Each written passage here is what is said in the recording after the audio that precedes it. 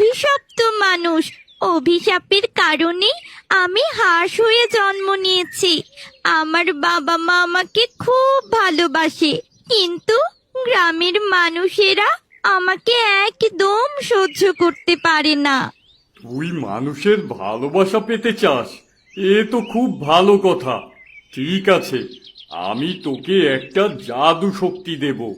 এই শক্তির মাধ্যমে তুই আলো ছড়াতে পারবি, আর আলো ছড়িয়ে বিপদ আপদ থেকে মানুষকে রক্ষা করতে পারবি। সত্যি বলছেন আপনি? আমি আপনার উপর খুব খুশি হয়েছি সন্ন্যাসী বাবা। তাহলে আমাকে এমন একটা শক্তি দিন যার মাধ্যমে আমি সহজেই মানুষের ভালোবাসা পেতে পারবো।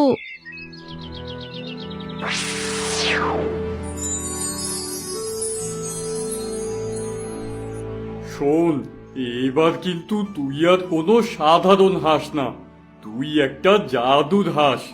তোর ডানার নিচে লুকিয়ে আছে অদ্ভুত শক্তি। যা, এবার বাড়ি যা।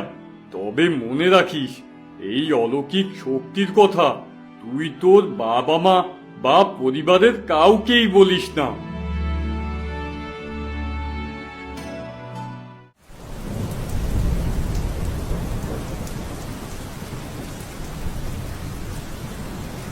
এ কি হয়ে গেল? গ্রামের চারদিক থেকে বন্যার পানি ঢুকতে শুরু করেছে। কিছুদিনের মধ্যেই আমাদের সব ফসল নষ্ট হয়ে যাবে, আর এরপর আমাদেরকে পথে বসতে হবে। বাবা, তুই আর দেরি করিস না, গ্রামবাসী নিয়ে নদীতে একটা বাঁধ দেওয়ার চিন্তা কর। দেখবি এই গ্রামের সব ফসল বেঁচে যাবে। ঠিক বলেছো, গ্রামে যদি কোনো রকমে একটা বাঁধ দেওয়া যায় তাহলে গ্রামের সব ফসলগুলো বাঁচানো সম্ভব। ও বাবা, আমাকেও সাথে করে নিয়ে যাও। আমিও দেখতে চাই কিভাবে নদীতে বাঁধ দিতে হয়। আরে না না, তোকে নেয়া যাবে না।